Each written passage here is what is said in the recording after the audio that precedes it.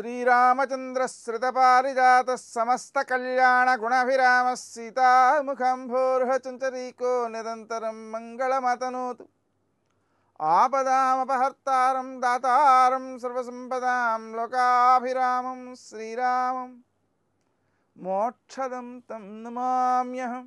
నేటి కాలమాన విశేషాలను గమనిద్దాం. స్వస్తి శ్రీ చాంద్రమాన నందననామ సంవత్సరం ఉత్తరాయణం గ్రీష్మ ఋతువు జ్యేష్ఠమాసం కృష్ణపక్షం బుధవారం. సూర్యోదయం 5:44 సూర్యాస్తమయం 6:44. తిథి విదియ ఉదయం 10:10 వరకు. నక్షత్రం మూల ఉదయం 5:59 వరకు. తరువాత పూర్వాషాఢ తెల్లవారుజామున 4:03 వరకు. శేషవర్జంగా ఉదయం 5:59 వరకు.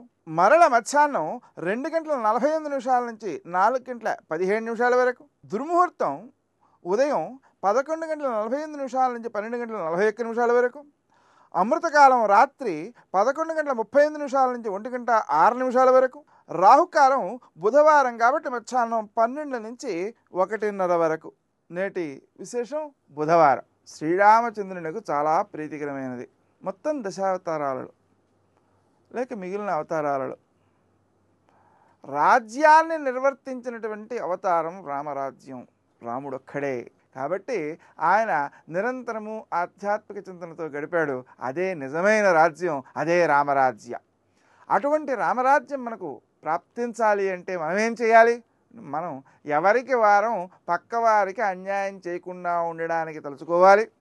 రాజులో సాక్షాత్తు నా విష్ణు పృథివీపతి అనేటువంటి భావనతో న్యాయబద్ధుడైనటువంటి ప్రభువు కావాలని మనసారా కోరుకోవాలి. రామాయణాన్ని మనం ప్రతిరోజు చదువుకోవాలి. ఆ విధంగా చేసినట్లయితే రామరాజ్యం సిద్ధిస్తుంది. నేటి ఆణిముత్యం.